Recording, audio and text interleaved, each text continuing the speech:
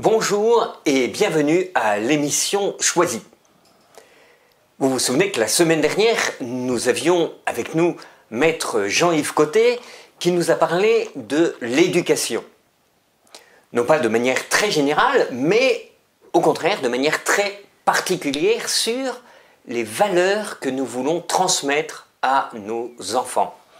Alors aujourd'hui, nous allons toujours être avec Maître Jean-Yves Côté et nous allons voir comment ces valeurs à la fois impliquent tout le monde et c'est qu'elles ont comme conséquence par rapport au choix que nous avions fait la semaine dernière. Vous vous souvenez que la semaine dernière, nous étions partis sur cette question, est-ce que l'on voulait que ce soit nos valeurs, les valeurs en tant que parents, que nous voulons transmettre à nos enfants, ou alors est-ce que nous voulons que ce soit les valeurs de l'État, les valeurs de la société qui vont être transmises à nos enfants.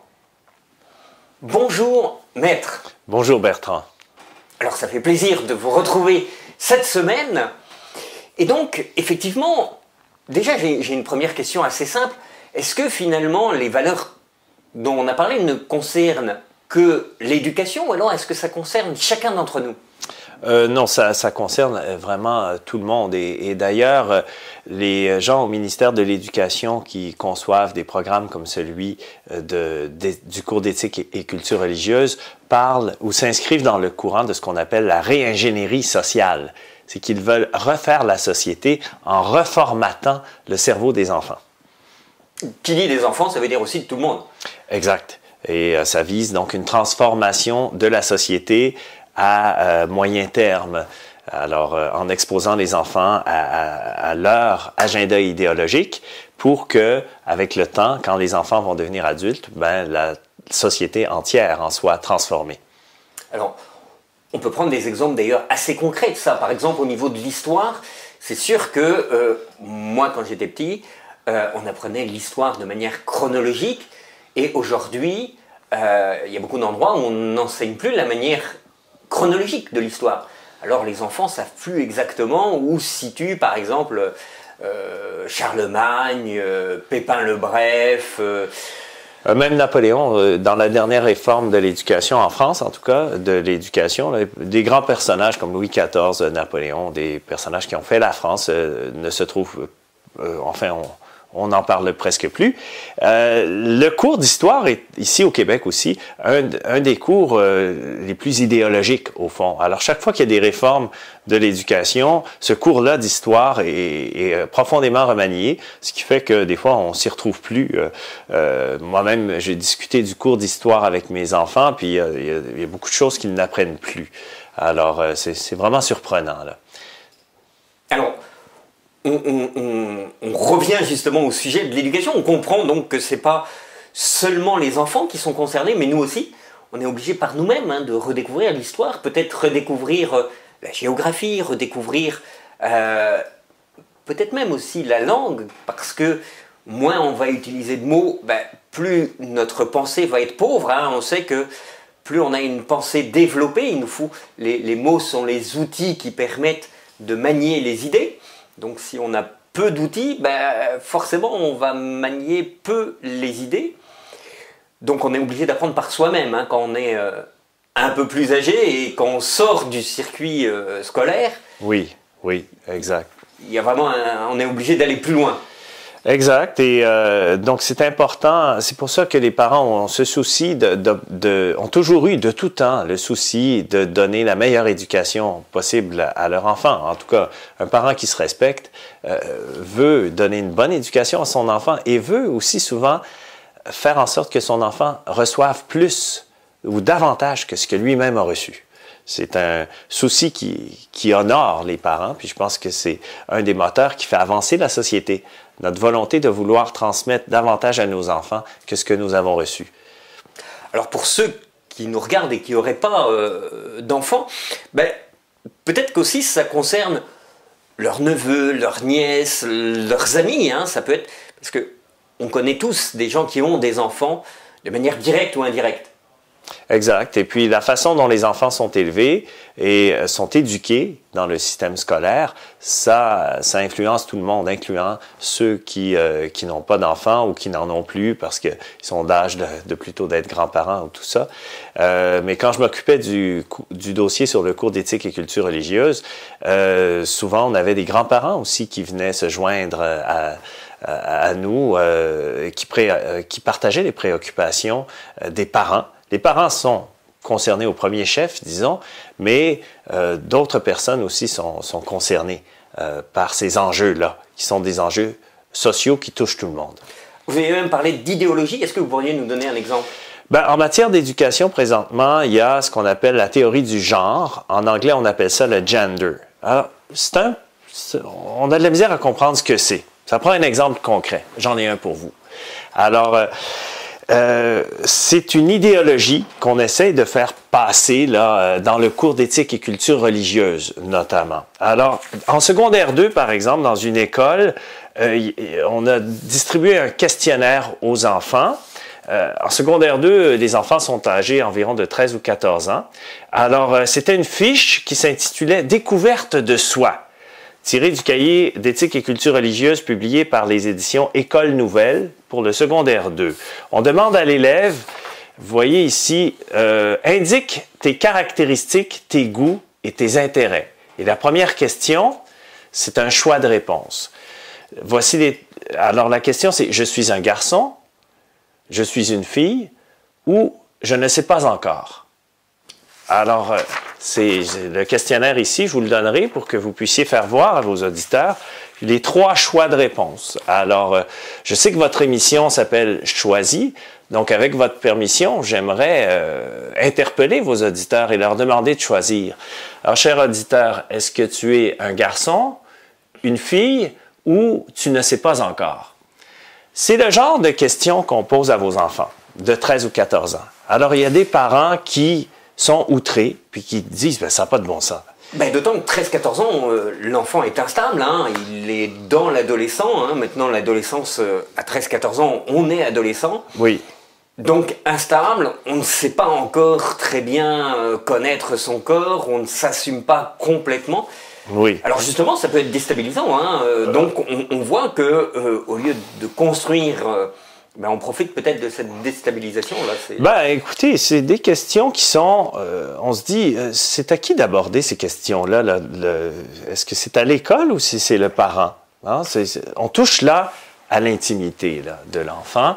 Et là, je me dis, ben, quand même, et qu'on aborde ces questions-là à l'école avec l'enfant sans même que le parent soit mis au courant, ben, ça peut choquer certains parents. Et ils n'ont plus le choix. Ils se font imposer ça, et parfois même à leur insu. Et les enfants aussi n'aiment pas ça.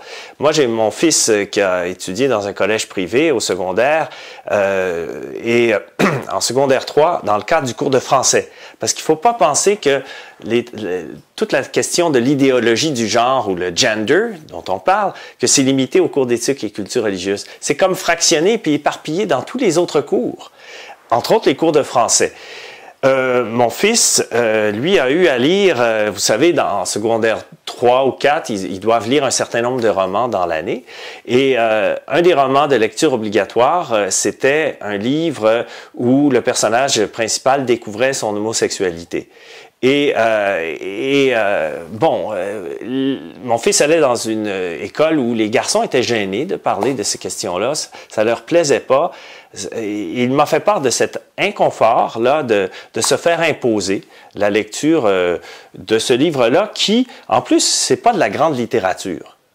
Moi, j'en ai contre 2 choses. Premièrement, qu'on se serve des cours de français pour faire progresser un agenda idéologique, le politiquement correct, et que pour faire de la place à ce matériel-là, on tasse les grands auteurs. Parce que pendant qu'on lit cet auteur-là, qui est, écoutez, ça avait été écrit par Un étudiant à la faculté de génie, c'est pas un grand écrivain, là. C'était honnête, c'était convenable, mais on parle pas de Molière, là. Moi, ce que je pense, c'est que dans les cours de français, peut-être en secondaire 4 ou 5, il faut que les enfants soient mis en contact avec les grandes œuvres de la littérature française ou québécoise. Et là, c'est pas le cas. On parle d'un roman de seconde zone, mais qui soulève des questions à la mode sur le plan de l'idéologie pour exposer nos enfants à des idéologies ou des idées qui ne sont pas celles des parents, peut-être. Alors, ça, c'est regrettable, parce que aussi l'enfant perd l'occasion d'être mis en contact avec des grandes œuvres. J'ai vécu une anecdote semblable avec ma fille dans une autre école, collège privé aussi de la Rive-Sud de Montréal, en anglais. Le cours d'anglais. Alors, ils étudiaient un livre qui s'appelle The Lord of the Rings, qui est un classique de la littérature anglaise du 20e siècle. Ils ont enlevé ce livre-là pour mettre à la place un livre Pedro and Me. Et c'était un genre de bande dessinée où les deux personnages étaient des homosexuels qui, se mariaient. C'était ça l'histoire. Alors, c'est la même chose, c'est qu'on met de côté une œuvre de littérature pour mettre à la place quelque chose qui a beaucoup moins de valeur sur le plan littéraire, mais qui expose les enfants à des idées à la mode sur le moment, là. Alors, comme parents, on se dit, coudonc, c'est un peu décevant. On a l'impression de se faire imposer, non seulement de se faire imposer un agenda idéologique qui n'est pas nécessairement le nôtre, mais aussi que notre enfant soit privé de la possibilité d'être en contact avec la grande littérature, avec les grandes œuvres, à un moment crucial de sa formation, l'adolescence. Alors, c'est ça aussi. Alors justement, vous nous aviez posé deux questions et une question assez précise. Est-ce qu'on devait choisir d'éduquer son enfant ou est-ce qu'on devait finalement laisser l'État se charger de notre éducation?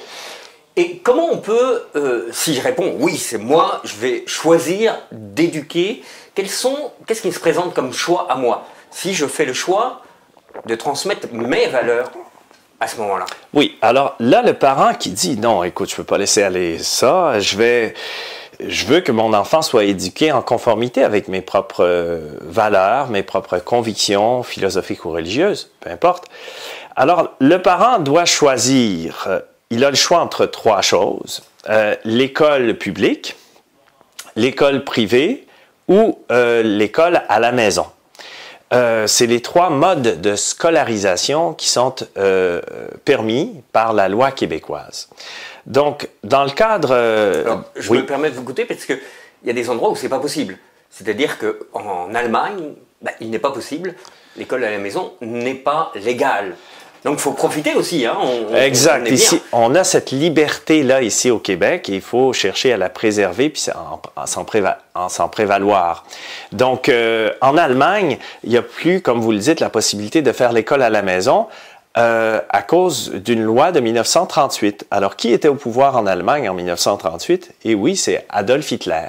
Et Hitler considérait que les parents ne devaient pas faire l'école à la maison parce que lui voulait endoctriner les enfants. Il voulait que les enfants soient au service de l'État, deviennent la propriété de l'État. Et la meilleure façon pour le faire, c'était de les prendre dès l'école puis de les exposer à l'idéologie fasciste et nazie à l'école. Donc, il ne supportait pas la concurrence que les parents pouvaient fournir en matière d'éducation et c'est pour ça qu'il a interdit aux parents de faire l'école à la maison.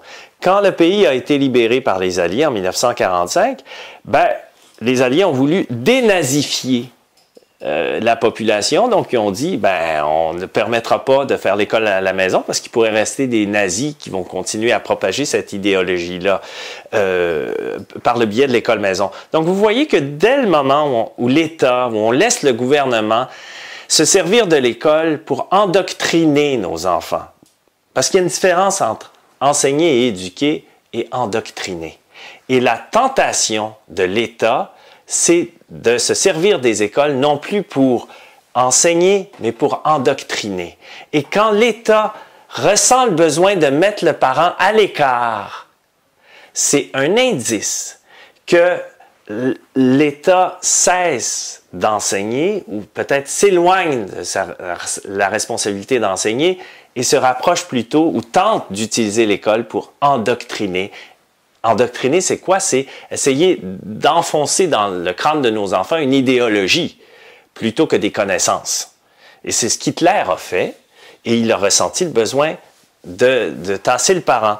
Alors, de la minute où un gouvernement ou un pays ou un État veut exclure le parent des projets éducatifs, puis dire aux parents, reste à l'écart, ne te mêle pas de ça, c'est dangereux. Pour l'ensemble de la société, pas uniquement pour les parents. Donc, on revient au parent qui veut, lui, justement, éviter ça. Et qui a 3 options. Il y a 3 options. Donc, à l'école, il y a l'école publique, l'école privée et l'école maison.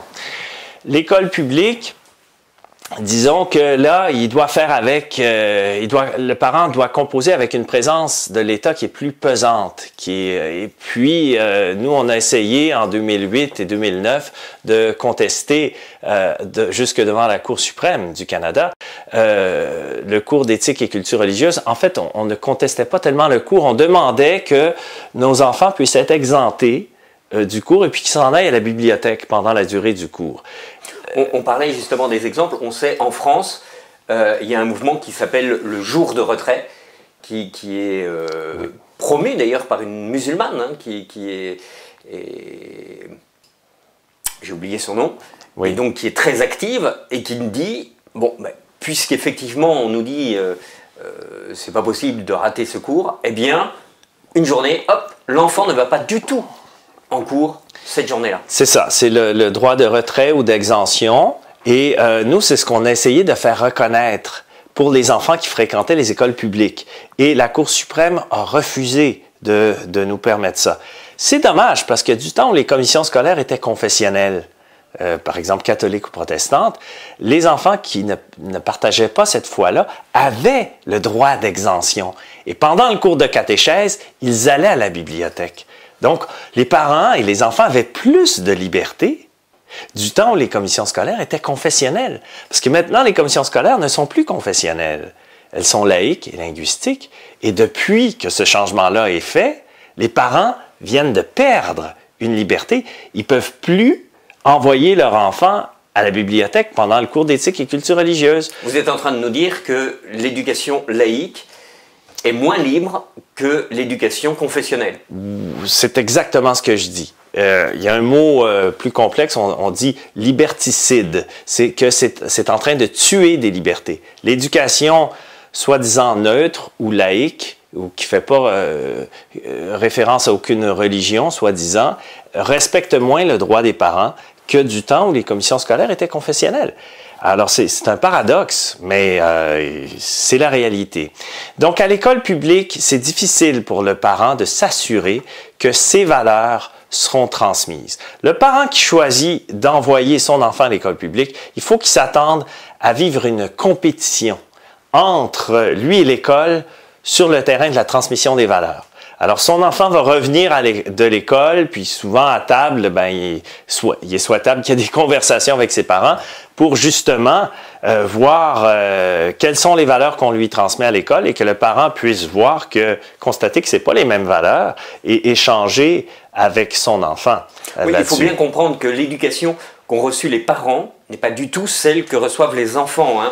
Il s'est passé en moyenne entre 20 et 40 ans entre l'éducation qu'a reçue le parent et l'éducation que reçoit l'enfant, et c'est pas du tout la même. Hein. Exact. Qu'on a appris quand on était plus jeune, c'est pas ce qui est actuellement enseigné dans les écoles. Oui, exact. Bon, il y a des choses qui changent, comme la technologie. Nous, il n'y avait pas d'ordinateur ou très peu quand on était à l'école. Bon, ça va, c'est normal que ça évolue. Mais au niveau de la transmission des valeurs entre ce qui est bien et mal, ça, bon, il peut y avoir une évolution sur certaines choses, mais tuer, c'est mal, et bon, voler aussi. Alors, sur les enseignements moraux, il est légitime que les parents demandent d'avoir un droit de regard. Et à l'école publique, ils ne l'ont plus ou ils l'ont de moins en moins. Ce qui amène un grand nombre de parents à se tourner vers l'école privée. Et là, du côté des écoles privées, on a encore des écoles confessionnelles, c'est-à-dire des collèges privés, secondaires notamment, qui disent être catholiques, juifs ou musulmans, mais surtout ici au Québec, chrétiens, évidemment. Donc, il y a une cause en Cour suprême présentement qui est étudiée et on attend la décision d'une journée à l'autre, même très prochainement, une cause qui implique le collège Loyola, qui est un collège à Montréal, qui appartient aux Jésuites. Le collège, lui, toujours vis-à-vis du cours d'éthique et culture religieuse, demande non pas une exemption, il demande uniquement la permission d'enseigner ce cours-là, mais en conformité avec sa vision, qui est celle d'être un collège catholique. Et le ministère de l'Éducation a refusé au Collège Loyola la permission d'enseigner le cours d'éthique et culture religieuse selon une optique catholique. Ça veut dire quoi? C'est que le collège dit, ben voici, si on parle de telle chose ou tel comportement, par exemple, voici, est-ce qu'un homme peut avoir plusieurs maîtresses ou plusieurs conjointes? Et dans le cadre du cours d'éthique et culture religieuse, le professeur est tenu, selon ce qu'exige le ministère, de ne pas prendre position. Il doit simplement présenter les faits. Le Collège Loyola dit, on va le faire, mais on veut, à la fin, avoir le droit de dire, ben, selon la doctrine catholique, une fois qu'on a tout présenté ça, la doctrine catholique nous invite à avoir une seule femme, puis à avoir une relation stable avec elle, et à vivre une relation de fidélité conjugale. Simplement, sans plus, pas moins, mais de faire état de la pensée catholique sur le sujet. Dans une école catholique. Exact. Alors, parce qu'on se dit, si l'école privée a le droit d'être confessionnelle, ben, elle a le droit aussi de faire un enseignement qui est en conformité avec ses convictions religieuses ou philosophiques. C'est ce droit-là qui est débattu, qui a été plaidé. S'il ne le fait pas, quelque part, c'est un mensonge vis-à-vis des parents qui pensent qu'effectivement, c'est effectivement une école catholique. Alors qu'elle est obligée. Alors, c'est exactement le débat et la question que la Cour suprême va trancher. La cause a été entendue le 25 mars 2014 et on est toujours en attente d'une décision là-dessus. Et selon moi, la décision que la Cour suprême du Canada va rendre va à ce moment-là avoir un impact direct partout au Canada sur la question de la confessionnalité scolaire dans les établissements privés partout au pays. Parce que beaucoup de parents, ben c'est ça, ils aimeraient dire, ben, pour la transmission des valeurs, j'aime mieux envoyer mon enfant dans une école de ma foi. Parce que le système de valeurs, je le connais, puis c'est ce système de valeurs-là que je veux proposer à l'enfant. C'est sûr, écoutez, l'enfant est libre. Il va choisir en bout de piste, mais le parent se dit, il me semble que j'ai le droit comme parent de proposer à mon enfant ce que je considère être le meilleur. Puis l'enfant, à son adolescence ou à son âge adulte, décidera. Puis, parce que dans tous les cas, le non-choix est un choix. Si je choisis de ne pas choisir, oui, c'est un choix. Quand je ne prends pas position, je choisis de ne pas prendre position. Donc, oui, en fait, toujours, et on le sait très bien à l'émission Choisie, toute la vie est un choix. Et un choix en fonction de notre foi. Exact. Même si on choisit comme la semaine dernière, vous nous parliez de cette personne athée, oui, eh bien, son choix était un choix de non-confessionnalité, c'était un choix. Donc, tout ce qu'on fait est toujours lié à notre foi. Exact. Et surtout quand l'État décide qu'il y a un cours, en l'occurrence le cours d'éthique et culture religieuse, qui sera enseigné à tous obligatoirement, sans aucune possibilité d'exemption, parce que c'est ce que le gouvernement a exigé et obtenu finalement. Alors, prenez une école juive par exemple. On sait qu'un des fondements de la foi juive, c'est le monothéisme. C'est un des 10 commandements, de reconnaître qu'il y a un seul Dieu. Alors, pour des Juifs, c'est plus difficile d'avoir enseigné à leurs enfants, dans une école confessionnelle juive, qu'il y a des religions où il y a plusieurs dieux. S'ils doivent le faire, puis se conformer aux exigences gouvernementales, Puis, bon, ils peuvent présenter ce fait-là, mais aux enfants, pour les informer, bon, c'est peut-être une connaissance à savoir, mais ils veulent avoir le droit de dire, mais pour nous, Juifs, il y a un seul Dieu. Ils veulent, au fond, c'est un peu ça qu'on réclame, et c'est la question dont la Cour suprême est saisie dans l'affaire du Collège Loyola. Est-ce que, après avoir informé nos enfants du fait religieux qui existe et qui se décline, ou enfin qui se présente différemment dans différentes religions et dans différentes régions du monde, est-ce que l'école a le droit de dire, ben, pour nous, comme catholiques, ou pour nous, comme juifs, ou pour nous, comme musulmans ou comme bouddhistes, nous, on privilégie telle chose, après avoir tout exposé là, aux enfants. Alors, on verra mais le gouvernement, présentement, exige que le professeur reste neutre. Et le Collège Loyola et ses avocats ont expliqué au juge de la Cour suprême, on ne peut pas rester neutre sur ces questions-là. C'est dans notre obligation, et les parents qui envoient leurs enfants dans notre école demandent justement qu'on procure aux enfants un éclairage catholique. Pas uniquement, mais qu'on leur donne cet éclairage-là. Et je pense pas que ce soit de l'endoctrinement. De toute façon, les jésuites ont une tradition en matière d'éducation qui est de grande renommée dans plusieurs pays. Alors, bon, c'est sûr, donc on verra ce que la Cour suprême va décider. Il reste une troisième avenue pour les parents, qui est l'école maison. Et il y a de plus en plus de parents qui se disent, ben écoute, si on envoie notre enfant à l'école puis qu'il revient avec des idées qui ne sont pas les nôtres, on se stime lésé là-dedans et on préfère à ce moment-là ne pas envoyer notre enfant à l'école et l'éduquer nous-mêmes. Puis on a vu dans la dernière émission que le Code civil le permet, que la loi sur l'instruction publique aussi le permet. Les parents peuvent éduquer leur enfant à la maison. Et c'est un phénomène qui prend C'était d'ailleurs l'inverse, hein. Si je me souviens bien, dans la loi, les parents peuvent déléguer quelqu'un pour l'éducation. Ils peuvent déléguer, donc a priori, c'est eux qui en ont la charge et responsabilité. Exactement. Au premier chef, c'est le parent qui est responsable de l'éducation de l'enfant. Ce n'est pas l'État, ce n'est pas le gouvernement, ce n'est pas le ministère de l'Éducation, ce n'est pas la commission scolaire. Le premier responsable de l'éducation de l'enfant, c'est le parent.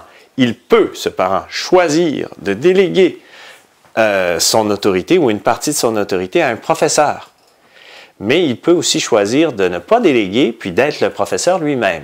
Et c'est le phénomène de l'école maison. C'est la troisième option qui s'offre aux parents pour scolariser leur enfant. Alors, on arrive au terme de l'émission. Comme vous le savez, comme la semaine dernière, vous nous l'avez fait, eh bien, on termine par une question.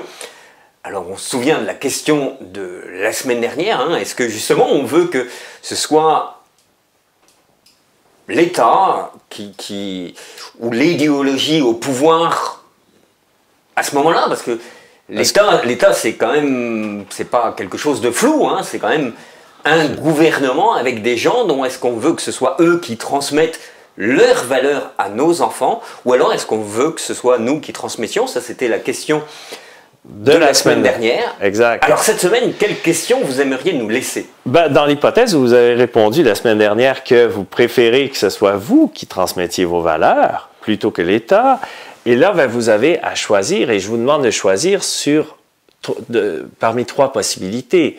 Comment, vous comme parent, vous préférez donc transmettre vos valeurs vous-même plutôt que ce soit l'État? C'est ce que vous avez fait comme choix la semaine dernière. Et là, cette semaine, que choisissez-vous? Quel cadre choisissez-vous pour la transmission des valeurs à vos enfants? Est-ce que vous les envoyez à l'école publique, à l'école privée, ou si vous préférez les garder à la maison pour faire l'école maison?